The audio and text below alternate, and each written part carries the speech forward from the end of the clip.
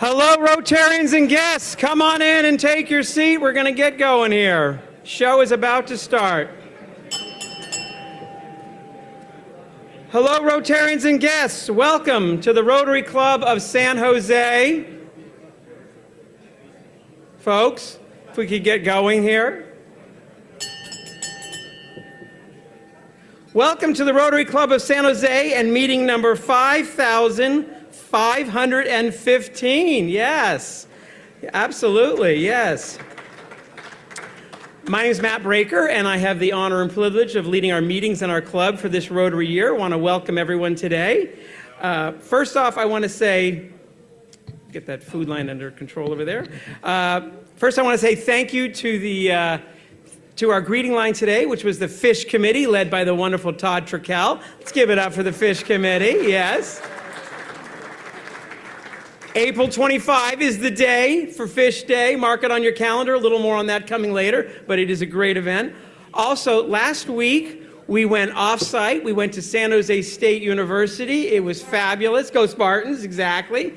It was a beautiful day. The room was great. Cynthia was fabulous, so I want to thank San Jose State for making that happen, and in particular, second-year board members, Lenore Keeve, Sandra Gill, Sarju Naran, and Catherine Tompkinson, who were the ones who put that idea into effect. So that was a great success. Thank you.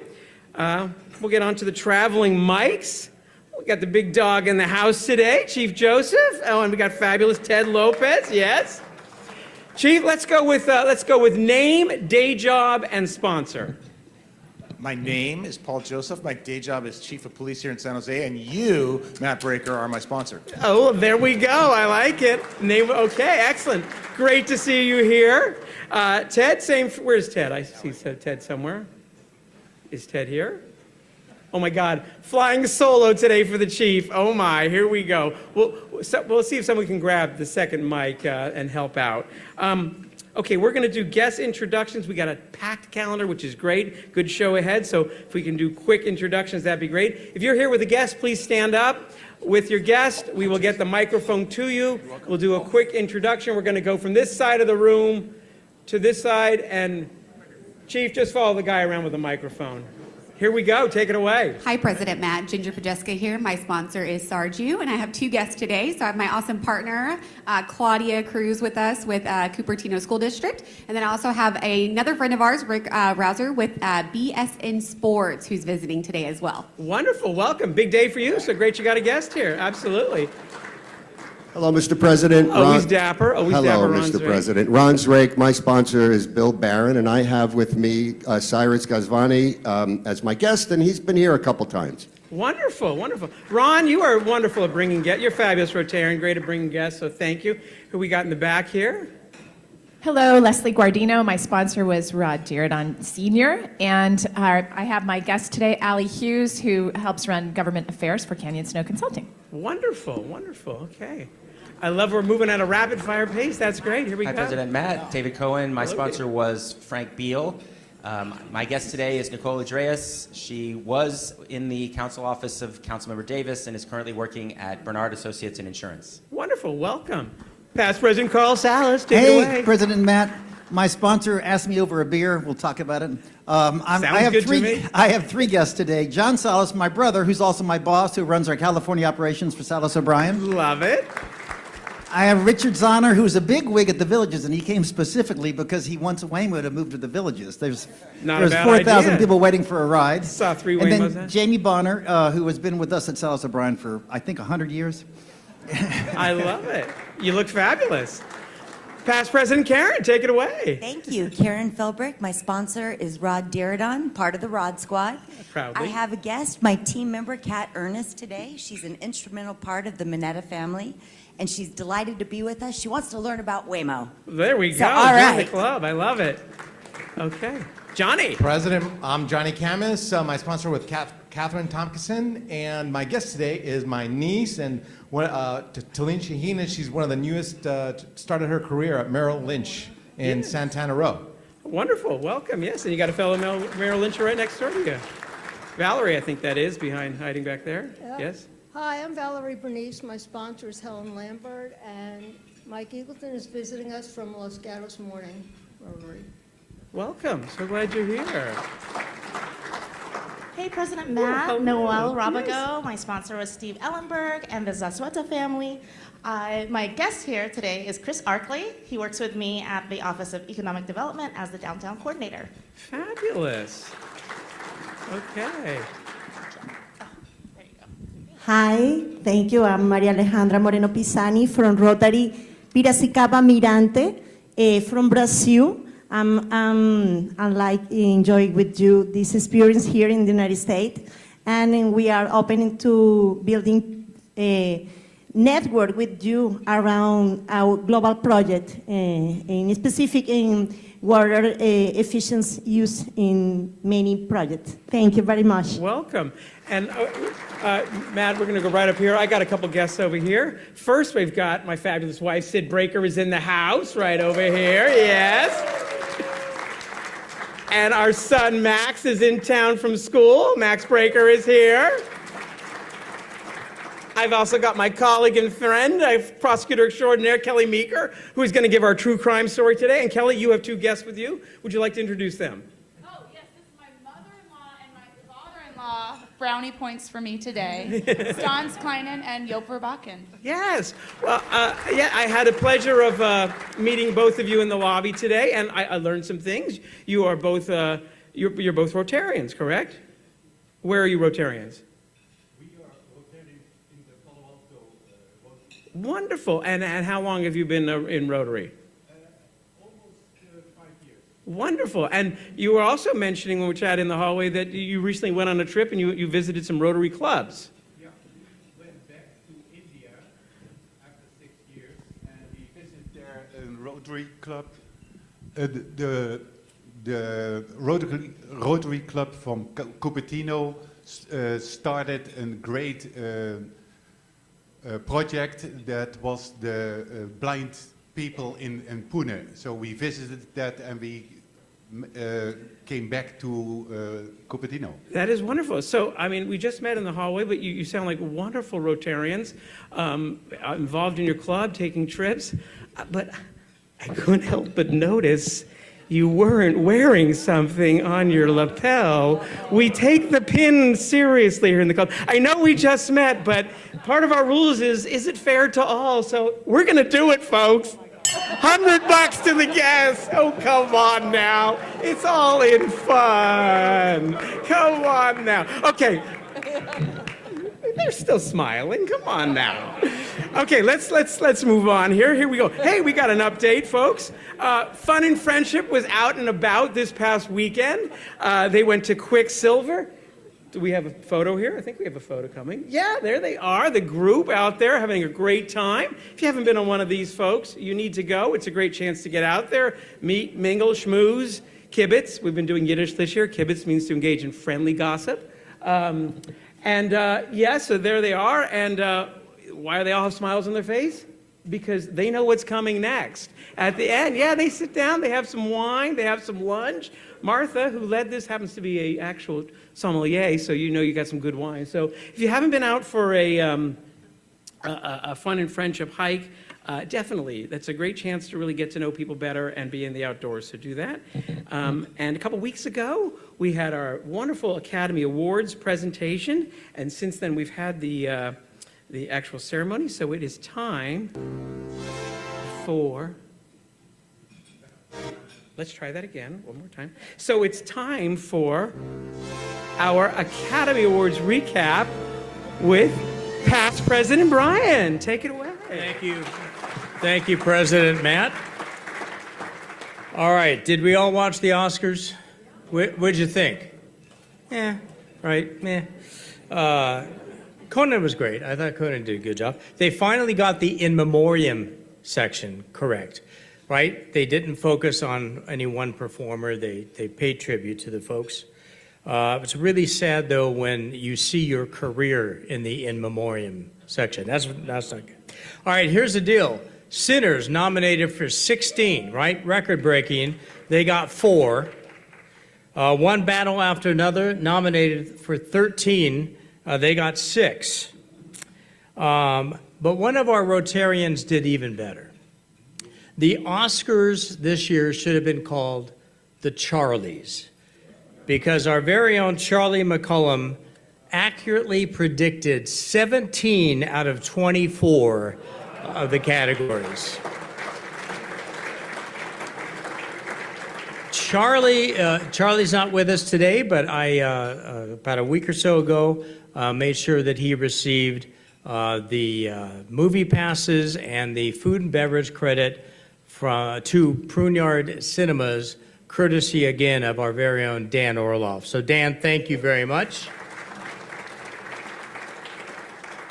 And close behind Charlie with 16 in second place is Karen Fox. Karen, where are you?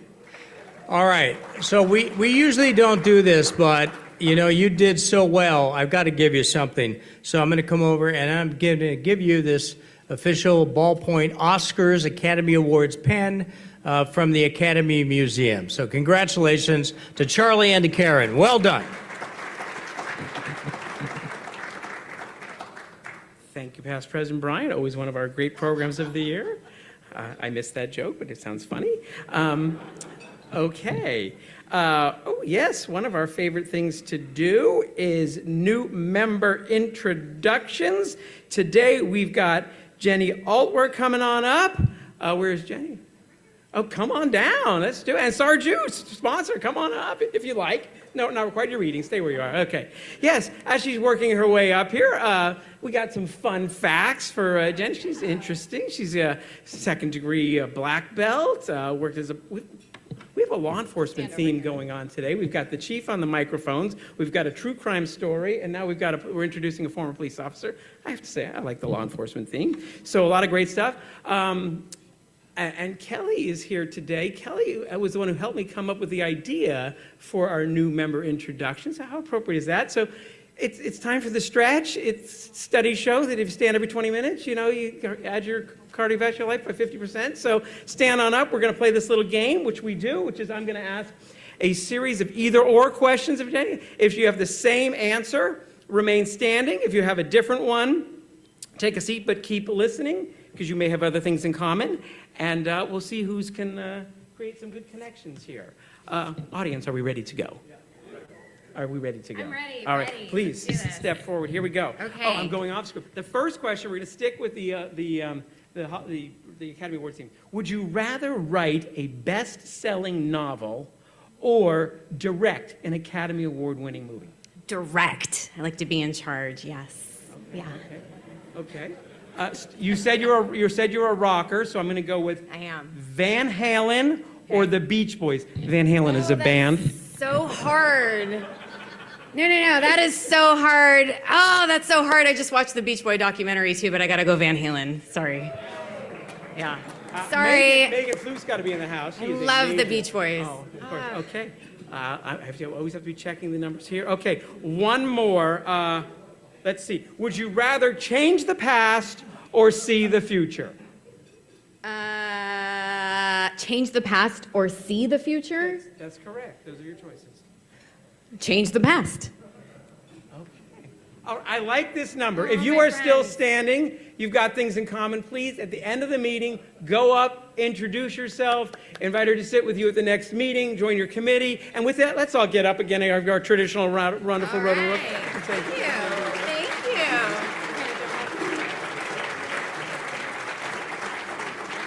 Wonderful. And thank you, Sarju, for the sponsorship. That's the lifeblood of the club. So that is fabulous. The full bio for folks is in the lobby. It's on the bulletin. It's on social media.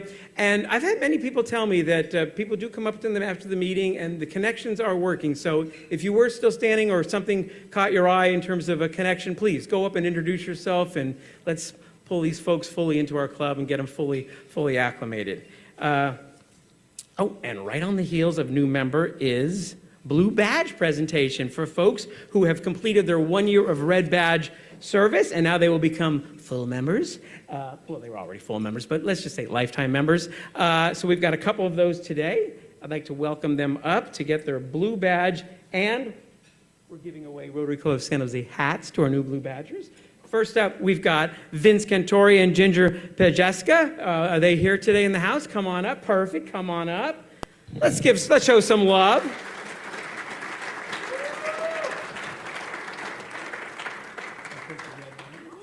And you guys are going to take a photo when you put the group together.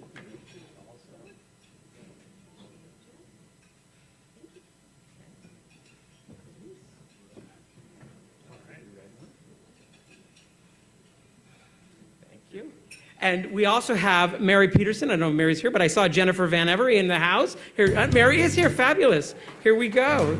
Let's go back to that. Let's show some love for Jennifer and Mary. Here we go.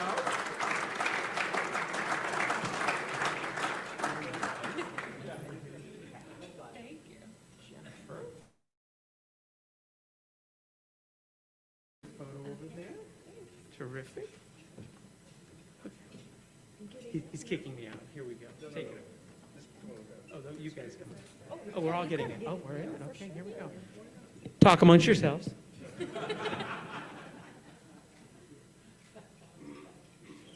All right. Well, congratulations all. That's just terrific. Full-fledged folks, and these folks are involved people. They're with us, and I love seeing it. We've been doing a monthly series, as I think you know.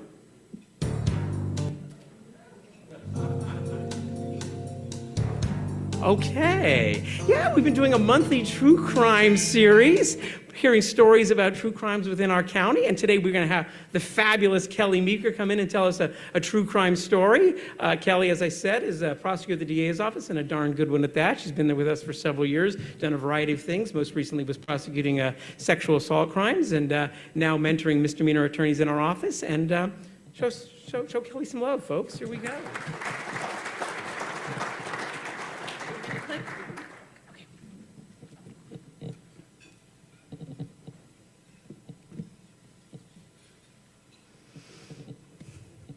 Reina Figueroa grew up in El Salvador, dreaming of something bigger than the life that she knew. She believed that America was the answer. So she took a chance and she submitted a photo of her bright, beautiful smile to a hopeful magazine advertising mail-order brides. In 1997, 37-year-old Gary S. was flipping through the magazine when Reina caught his eye. He wrote to her, and 2 months later, he paid for her flights to California for the two of them to become married. At first, it looked like the dream had come true, but the dream quickly soured.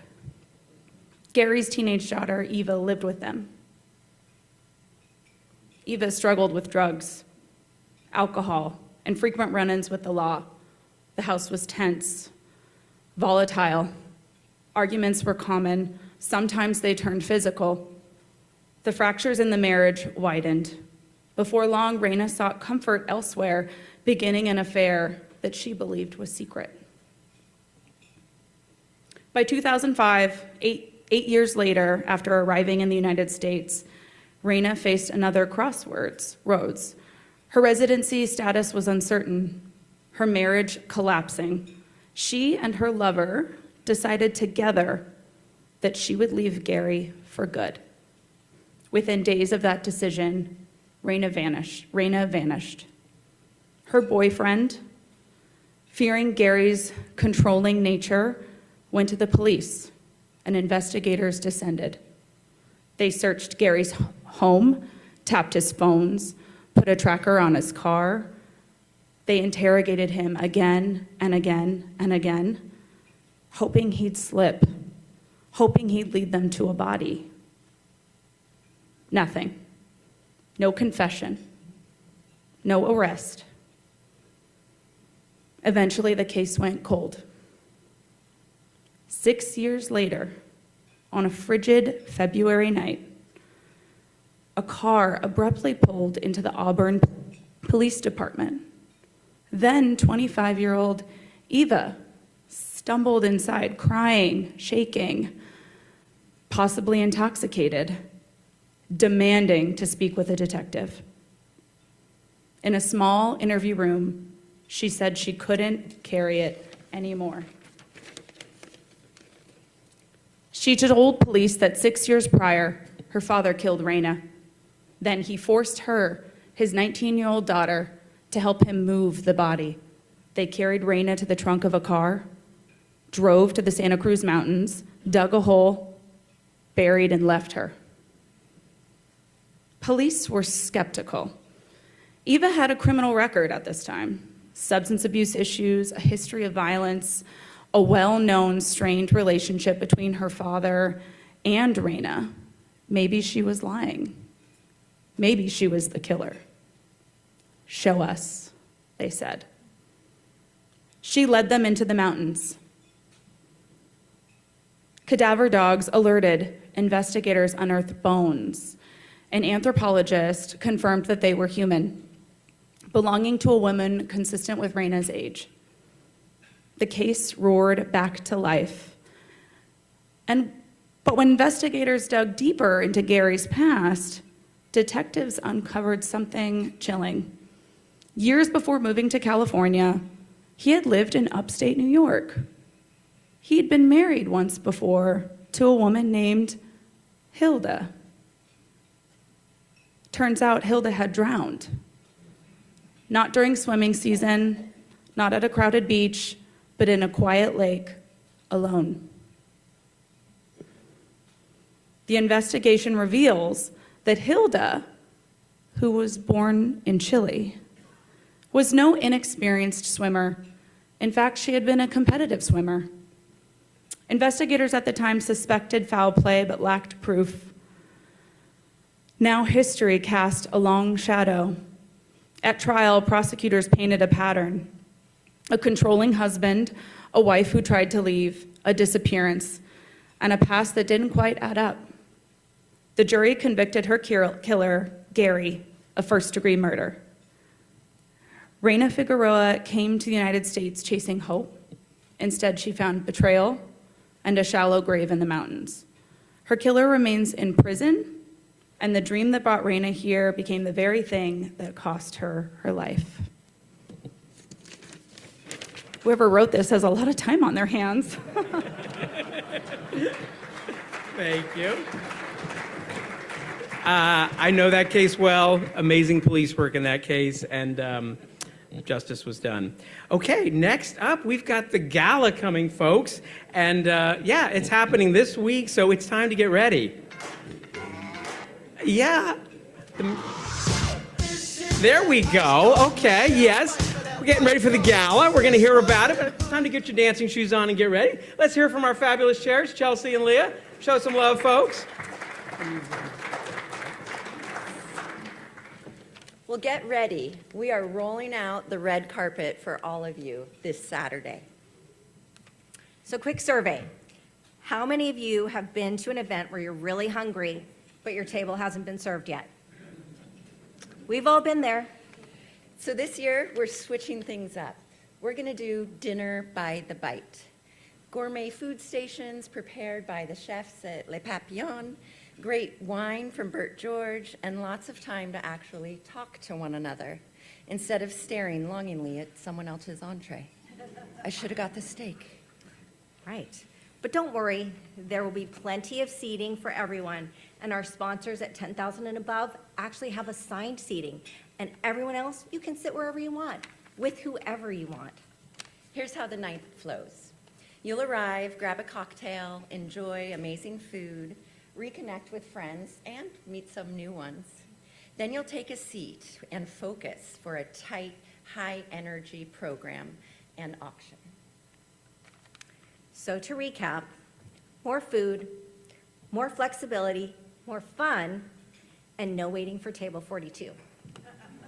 If you have questions, come and find me after the meeting, but most importantly, come ready to eat, mingle, and make an impact. I want to thank our sponsors and also our fabulous committee members who have been working so hard these last couple of weeks preparing to show you a great time Saturday night. And here's Matt Robin to talk about some exciting auction items. Like Bryan Adams, no applause needed. Come on! All right, where are we? We're going to get through this quickly. So we have some exciting opportunities for you. This is one of our live auction items. It's a night out with legendary leaders. This is the Past Presidents Committee. You're going to get to go bar hopping with some of our favorites, including Karen Philbrick, Heather Lerner, and Carl Salas. Steve Borkenhagen, notice your name is not on there. Not sure why. Anyways, I love Steve. He's my sponsor. I want you guys to bid on this one. It is a lot of fun. It's going to be bar hopping around downtown San Jose. You get a great experience with some of our favorite presidents, and hopefully all of them. Next up is what we call basically a sign-up party. So this is a Studio 54 party, generously donated by Kimberly and Michael Mulcahy, and I believe the Salases have something to do with it, and the Jose experience is going to be bartending there. So this is a Studio 54 kind of dance party, hangout fun. It's a single price ticket. You sign up for whatever ticket or number of tickets you want, I believe up to 50 people. And that's going to be on Saturday, May 9th, just a big fun party. All the money for that party supports the Rotary Foundation. Back as a fan favorite is, of course, a San Miguel de Allende house donated by Larry Kukler and Yvonne Montes de Oca. This place is fabulous. It is a World Heritage Site city. Phenomenal food. Anybody who's been there can tell you want to bid on this one. It's incredible. And, of course, not to be outdone, the cocktail party at the Pizarro's. This, I believe, is our 3rd or 4th year. Thank you to Sal and Amy for their generosity. And this is truly one of those fan favorites. Our bidding is open on everything except the live auction right now, so you can text the code above, and that will allow you to look at some of our silent auction items. So thank you all, and I look forward to seeing you on Saturday.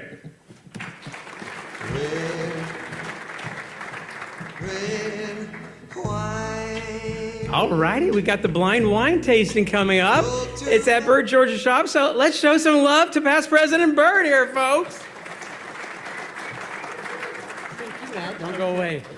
So we have a wonderful party planned for you at the Joseph George Wine Shop. This blind wine tasting is for novices and people that have drunk wine all their lives. It doesn't make any difference. This is really elementary fun with wine. This is not who knows what about wine. So I want to do something real quick. We're going to do a blind wine tasting right now with our president. Come on over, pal. No knowledge whatsoever, but go ahead. Here we go.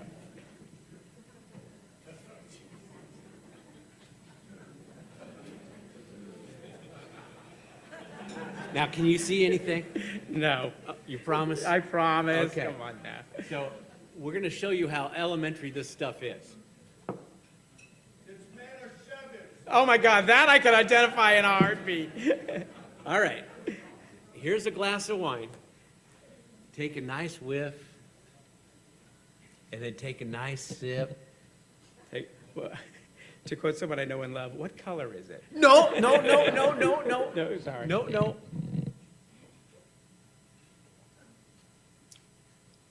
Okay. Oh, it's very, very, okay, yes. The first thing, is it red or white wine or a rosé? Let's try again.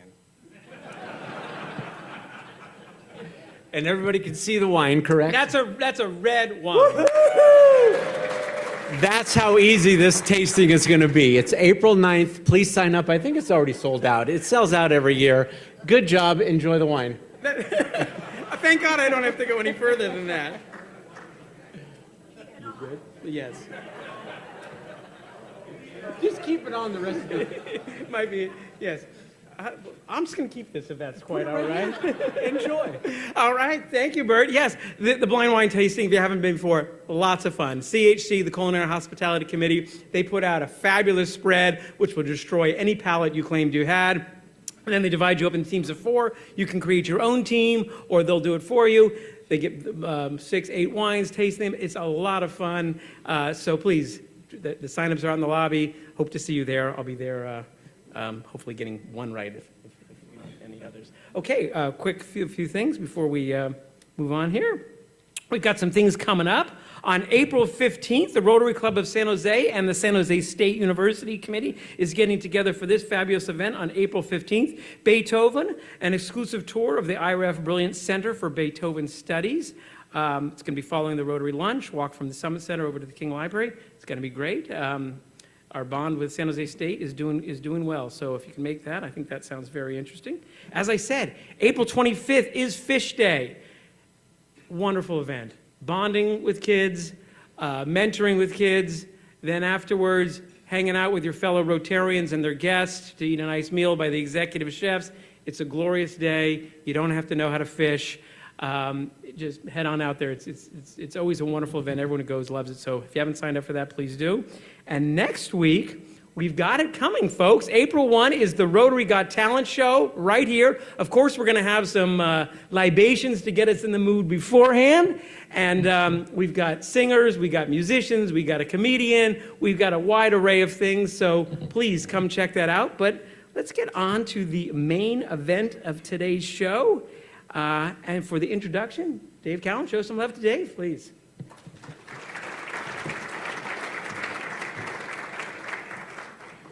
Thank you, President Matt. Thank you, everyone. So it is my pleasure to introduce Dan Pritchell.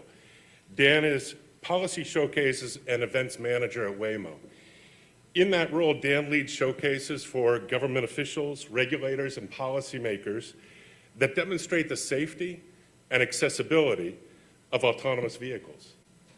Dan developed his experience and expertise in this field through a long career that started in political and governmental affairs, which led him then into community engagement, and 8 years ago, into alternative transportation. Dan was the founder of Shepherd, which offered on-demand school busing. Later, he joined Nuro, which offered driverless delivery services. And now he's with Waymo. Bolstering his career and his experience, Dan holds an MBA from UCLA's Anderson School of Business and a BA in Political Studies from Pritchell College.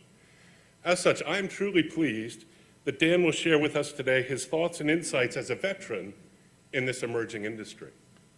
So with that, please join me in a warm Rotary welcome for Dan Pritchell.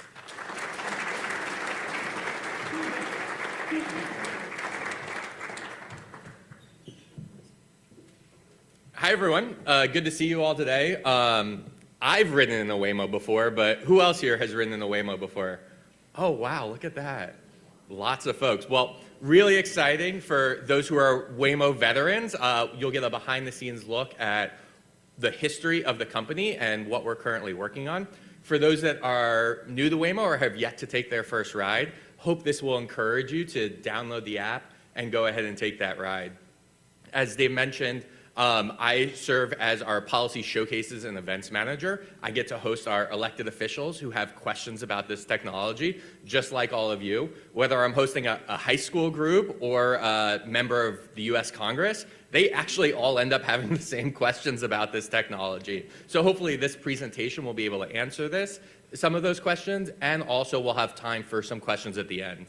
So with that, let's go ahead and dive in with Waymo's mission is to be the world's most trusted driver. This means building trust with the community we serve, trust in the technology, and trust in the services that we operate. This is a very broad mission that expands beyond just the ride-hail services that a lot of you have had the chance to experience already. This is something where we really deeply believe that road safety and this technology can have a really tremendous impact.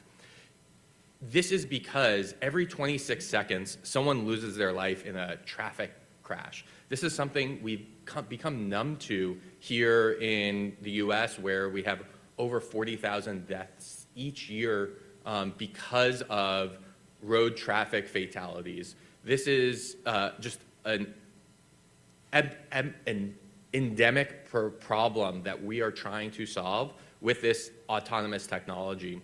And when Waymo was founded 15 plus years ago, this is something where we had a theoretical idea of if you build a car that can see all around it, that never gets tired, never gets drunk, never texts while drive, you could have this impact. What we're seeing today, and we'll share some of the statistics around it, is that we are actually now having this impact. And for someone who's been in the industry for a long time, this is just incredible to see the type of impact we're having and literally saving lives out on the streets today here in the San Francisco Bay Area and in all the other areas we operate. Before I get too deep into Waymo, I want to make sure we set the stage for what we're talking about when we're talking about autonomous technology. This is the levels of driving automation that the Society of Automotive Engineers has published, and they basically validate for each of these different driving systems. Today, you can go to a car dealership and buy a really amazing car that has level 2 partial automation here. This means that it has a cruise control system that may keep you at the right speed on a highway. Maybe it also has lane keeping assistant that will keep you in the lane of traffic. And when you're driving on 101 and heading up to San Francisco, it feels like the car is driving itself, right? It keeps the lane, it keeps the speed of the vehicle in front of you. That's a really great driver assistance system. But if anything were to happen, where the car maybe misses detecting something out on the roadway, you're the one responsible. You need to be paying attention at all times out on the roadway when you're operating that level 2 partial automation system. And those are the cars, again, that you can buy today and you have available. Where Waymo operates is level 4 here, high automation. This means that in a specific set of operational design domains, Waymo operates a fully autonomous system that never requires human input. As a passenger in a Waymo vehicle, you will never be responsible for maintaining what's happening on the roadway, taking over in the event that there's something you need. You can literally fall asleep in the back, and we have seen people do that, fall asleep in the back of a car, and the car will handle all the driving functions. And if they detect something, an anomaly in some way, will safely come to a stop as well. Level 5 automation here that you're seeing is kind of a theoretical limit or a hopeful limit where there's no operational design domain restriction. So there's no restrictions on where the vehicle can go. There's no weather restrictions, time of day restrictions. And so that's something that we're working towards. And hopefully one day you'll be able to hop in a Waymo or another autonomous vehicle and drive from here all the way to New York City with never having to intervene. But just wanted to make sure we set the stage and kind of the type of technology that we're talking about with Waymo's fully autonomous technology compared to what you might see in a personal car today at that level 2 driving automation. Again, it feels like it's autonomous at level 2, but you still need to pay attention. So please don't fall asleep in any of those cars. So going back to Waymo's history, we started as the Google self-driving car project. Actually, a lot of the work at Waymo team members did on autonomous technology started before the Google self-driving car project even started. A lot of the founding team members at Waymo started as part of the Defense Department's DARPA challenge. They set out $1 million prize for anyone that can build a car to drive in this kind of 150-mile obstacle course out in the Nevada desert way back in 2004. The only people at that time who were crazy enough to take them up on that opportunity were a bunch of college students. And so there were a number of different college teams that went out and tried to do this. I don't think anyone made it more than a couple of miles on that first attempt in 2004. But most of the teams came back in 2005, and there were a lot of successful teams right here, Stanford University. Their team actually won that 2005 competition, won that $1 million prize, and a couple of years later, as Google was looking to start this self-driving car team, scooped up a lot of these engineering students, PhDs that had been working on this technology a couple of years earlier to found the company. A couple of other key milestones. Has anyone seen the Google Prius or Lexus vehicles way back in the day, 12 years ago? Those were the early generations. See some hands here as well. When we were just doing the research and testing. Right around 2013, we had built that level 2 driver assistance system, and we're starting to test it out with people, Google employees actually, as trusted testers in that service. What we found, though, was people were trusting the technology too much. We were telling them this was an experimental system. You need to be paying attention. We have a camera on you. We're watching you. You need to be paying attention at all times. But the technology was so good at that time in 2013, people got distracted. The car was driving itself on the highway. They didn't really need to do anything. they started, having lunch in the car. They were trying to do some work, putting on makeup. Someone fell asleep in the driver's seat of one of these cars when we were doing this level 2 testing with this autonomous technology. That really was a key pivot point for us, where as the driver assistance technology gets better and better and better, people are going to become more and more and more complacent. And so if you really want to get to that level 4 technology, going down that level 2 driver assistance path was not the right path for us. And that's really where we made the leap with this image up here is a little, what we call the Firefly vehicle. 2-seater vehicle, no steering wheel, no accelerator or braking pedal, that we actually deployed on public roads where very clear you have no responsibility of driving the car. This was ended up being deployed in 2016 on public roads, doing real drives with real people in the vehicle. Actually, the first rider was someone who was legally blind, who didn't have the ability to drive a car themselves or be alone in a car themselves in the past. Here, they really enjoyed that private space to be able to get where they're going as someone who is legally blind. We've since ramped up what we were doing. We launched in Phoenix, Arizona in 2020 with the Chrysler Pacifica minivan that you see on here as a fully autonomous paid ride-hail service. For over 5 years now, people in Phoenix, Arizona area have been able to hail a Waymo, take a ride, no one in the driver's seat. It's something here that's a little bit newer, but we've been doing this for a long time now. It's just been in different areas where it's just not something that's been publicly available to a lot of people. In 2023, we launched in San Francisco, just the city and county of San Francisco. As folks know, we've now expanded across down the San Francisco Peninsula into San Jose as well. We've launched Los Angeles, California as another market. And just last year, we launched in Austin and Atlanta as well. So over 5 years, launched in 5 new cities where, again, you can pull out your Waymo app, or actually in Austin and Atlanta, you can hail on the Uber app. You hail an Uber ride, and surprise, there's a Waymo available for you if you want to take it. So that's a fun experience as well. So 5 years, launching in 5 cities. In the first 2 or 3 months of 2026 here, we've now launched in 5 more cities. Took us 5 years to get to the first 5. 2 months, we've now done 5 more, and we have plans for 15 more cities in the next year or 2. This is now on a rocket ship of the technology that started here. Thank you. A lot of hard work for the team to get to that point over this 15-plus year period.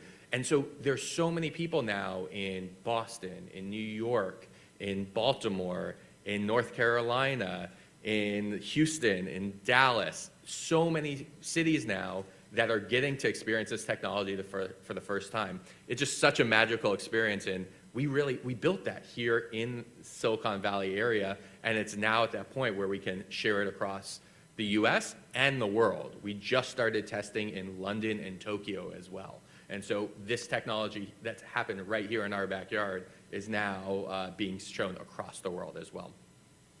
So how does the Waymo driver work?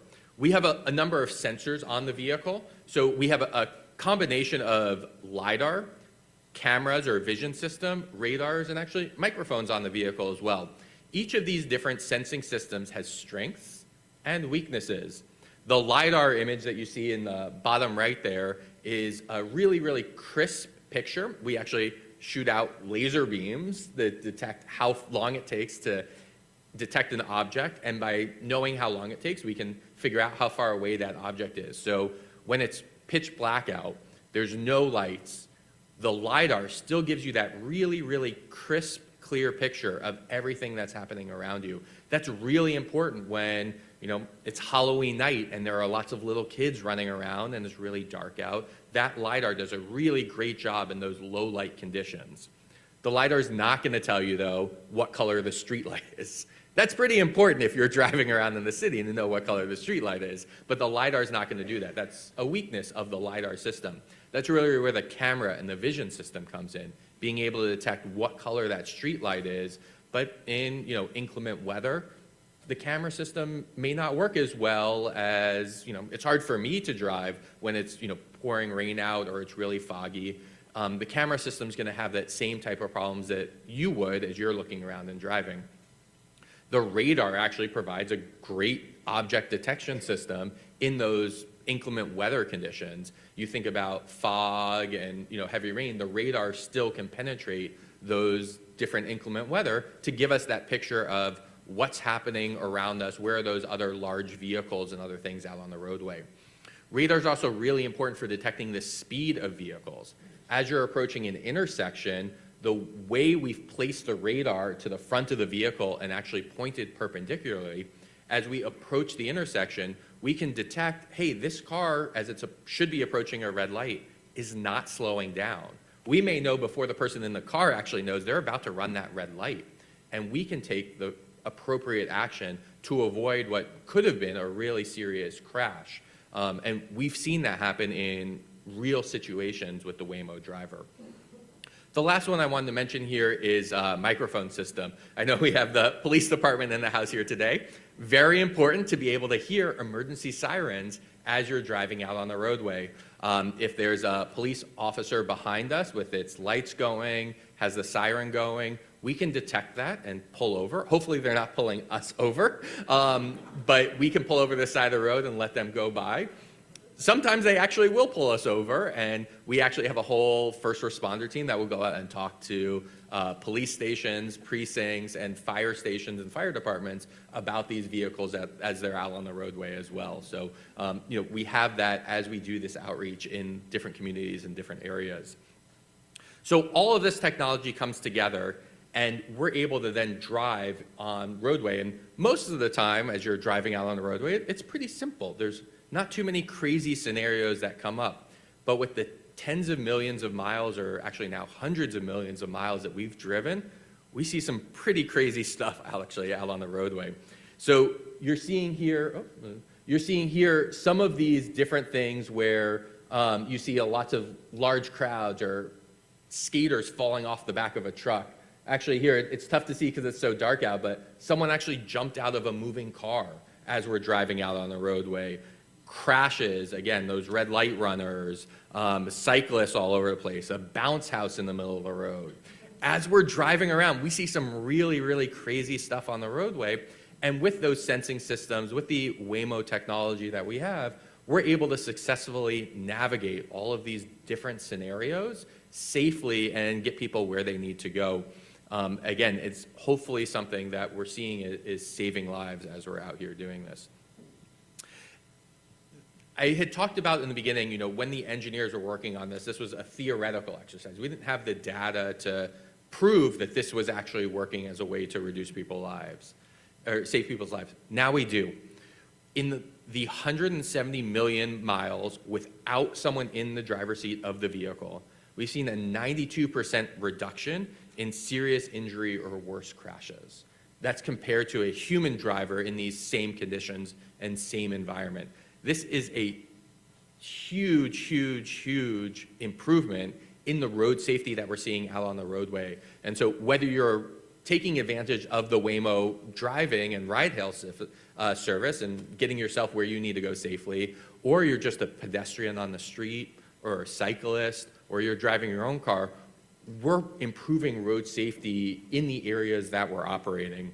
And we've published all of this data, and there's other numbers that we are able to share on our website as well. We really want to lead the industry in this safety reports and the safety data. And so we've done a lot of work with elected officials, departments of transportation, to share this information, get their feedback on how this is working as well, and give them that Waymo experience. As I mentioned, we're in a lot of cities now. Miami, Houston, Orlando, Dallas, and San Antonio were the ones that we've launched within the last few years, within the last few months. And we're going to all of these cities. So if you're not going to ride a Waymo in San Jose, but maybe when you're traveling to one of these new places, you'll see those Waymo cars, you'll see the Waymo service out there, and you'll be able to take a ride in a Waymo. This is something where you're going to have, family and friends in all of these other areas. They're going to come to you over Thanksgiving this year, and they're going to say, you have no idea. I just saw this self-driving car, and you're going to be like, I've been seeing these cars for years. We've had this here, but this is something that we're so excited this year. We're really expanding nationwide and doing it in a big way.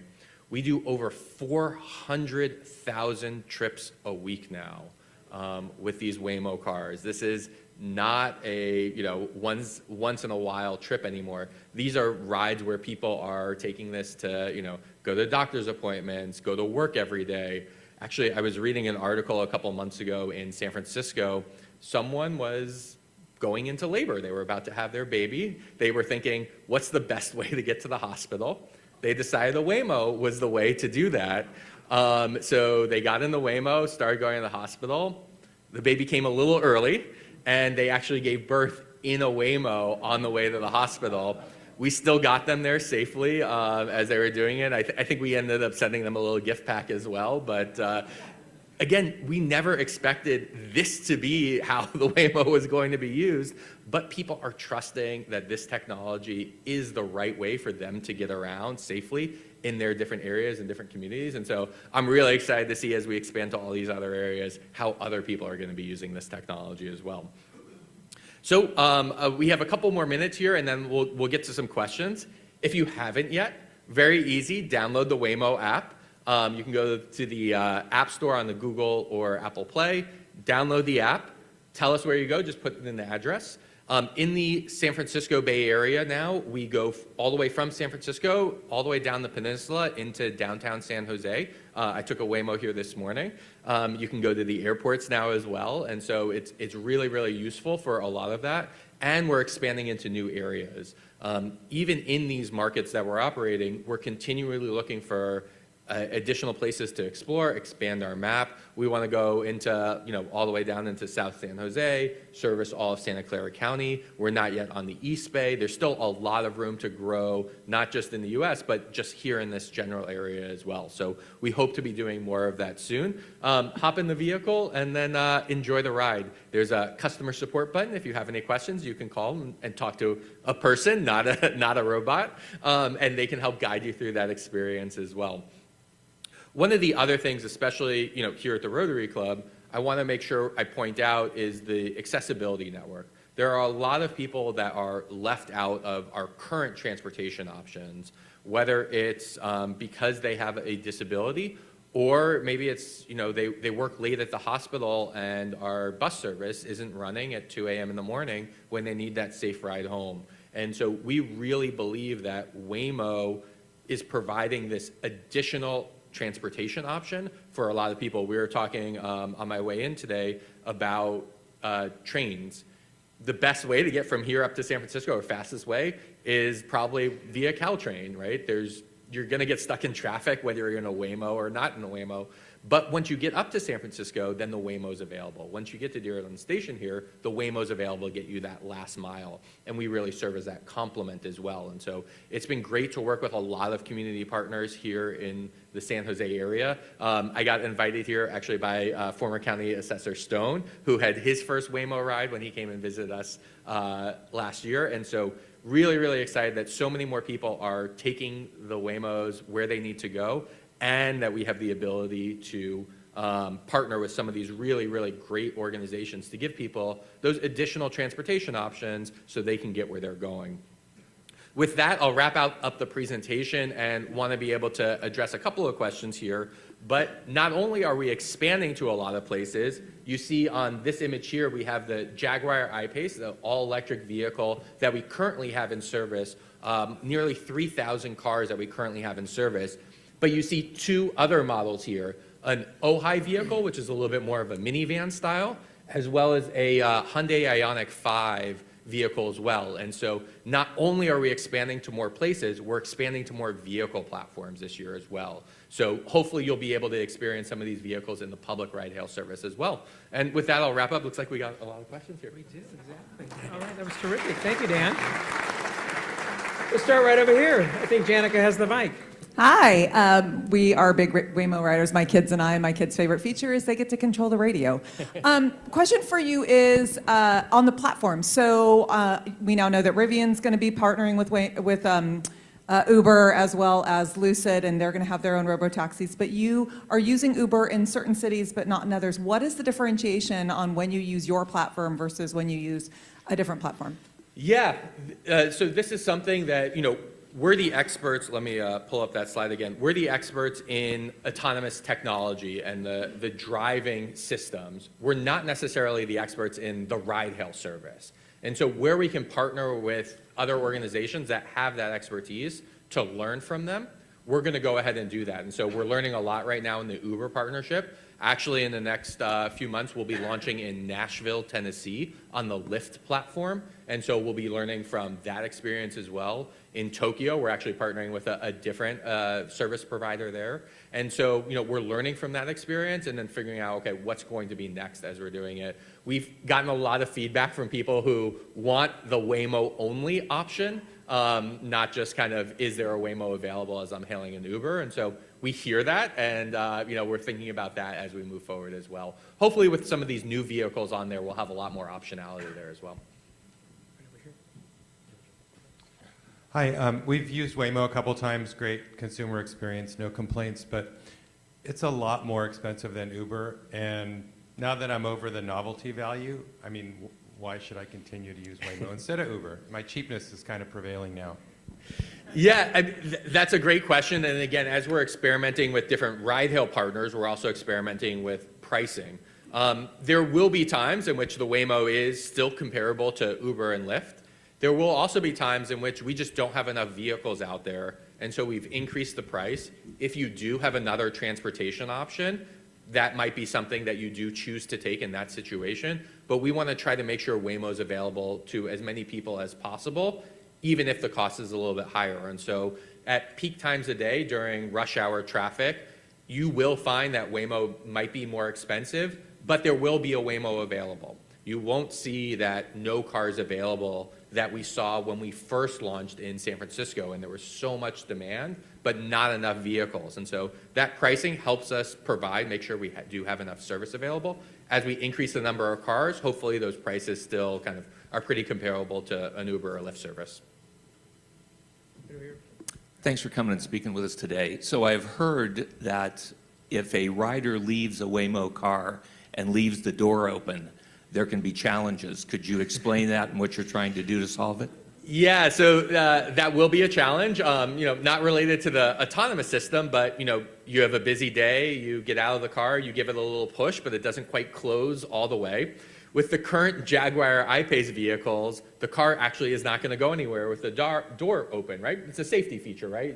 You don't want that car swinging around as the door swinging around as the car is driving around. And so we actually have a roadside assistance team that's spaced throughout our different deployment areas, whether it's a flat tire, an open door, or something else where a vehicle needs service. We have team members nearby that will go out and provide service to that vehicle and move it or help close that door in some cases there as well.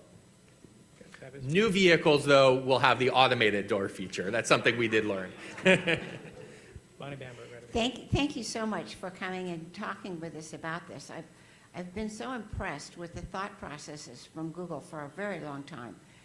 But I wonder if you're thinking ahead to how the autonomous vehicles of all different sizes might be able to work with the density of population that we're developing in San Jose.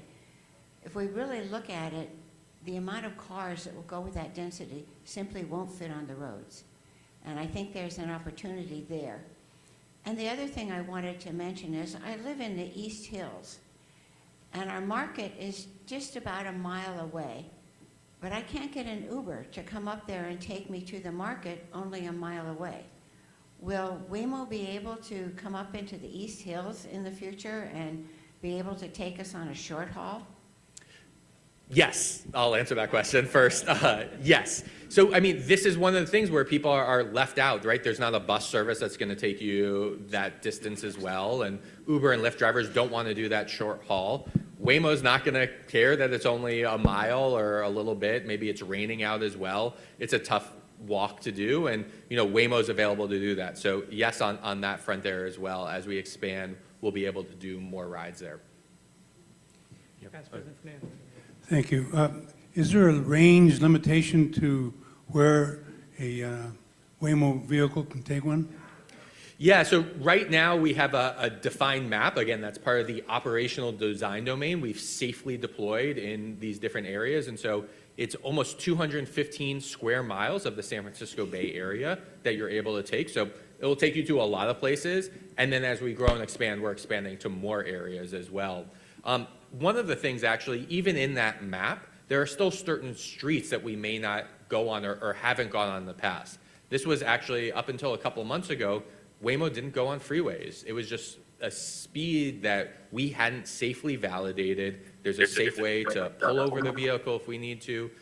On the highway, you deal with a lot of complex scenarios. Most of the driving, 99% of the driving, again, is straight, in a line, constant speed, very, very easy. But when you see that really anomalous scenario, like we saw a barbecue fall off the back of a pickup truck, shatter into 1,000 pieces, what does the Waymo do in that situation? How do we validate that its system is operating safely so we can let passengers on that? It took us a little bit longer to do that, and we just now provide freeway rides. My ride here from Mountain View took Highway 101 down, 60, 65 miles an hour.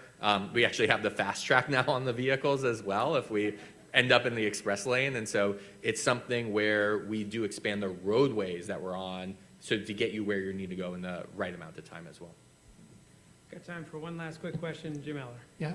How do you deal with personal emergencies on behalf of passengers? You mentioned the pregnancy or the birth, but there can be more serious personal emergencies. And how do you deal with sanitation when little Johnny dumps his Coke in the back? Yeah, I mean, again, these are real problems when you operate a real service with 400,000 rides a week. It's not like what happens when this happens. It's what happens when this is happening, every week for us as we're doing around. And so on the medical side, or if there's a personal emergency in the vehicle, again, we have that customer support button. You can click talk to someone. They can send emergency services to you, or Waymo will take you to your final destination if you need it. We've seen, again, people falling asleep in the car. If you're out at the bars late at night, if you're doing the wine tasting or the bar hopping events later on, take a Waymo. Don't drive yourself in those situations. People will fall asleep in the back of a car. We have processes to wake them up. If we need to send someone to the vehicle, we will do that. If they get sick in the back of a vehicle as well, we have a team that will clean them up. The cars actually go back and charge at the depot 2 to 3 times a day. So there's someone there that actually plugs in the car. They get a light cleaning. Lost and found continues to be a huge issue for us, or just people in general as they're doing ride hail, but we're making improvements to do that. But we'll check for lost and found items 2 to 3 times a day. So if the car's being cleaned 2 to 3 times a day, you're hopefully getting into a really, really clean, well-maintained vehicle every time you take a Waymo ride. Whether you're here in San Francisco, whether you do a trip to Phoenix and get picked up at the airport in a Waymo, you're getting in that same high-quality vehicle every single time. Dan Pritchell, fabulous talk. Thank you so much. And stay right here, sir. And Dan has said he's going to stick around for some questions. For those of you who didn't get a chance to have your question, he'll be around for a little bit. We're going to take a quick photo. We've made a donation in your honor to the Children's Musical Theater in San Jose, which is supporting young children. So, and we've got our challenge coin, which has the theme for the year, as well as the Rotary logo. Thank you so much. Great, thank you. Appreciate it. All right, yes, thank you. Okay, folks, so next week we've got Rotary's Got Talent. Get here, get early. It's going to be great. And as I've said before, March is Women's History Month, so we're closing out with songs by women or about women. So today it's going to be another country music song, Drake White, Power of a Woman. And with that, our meeting and show is a wrap.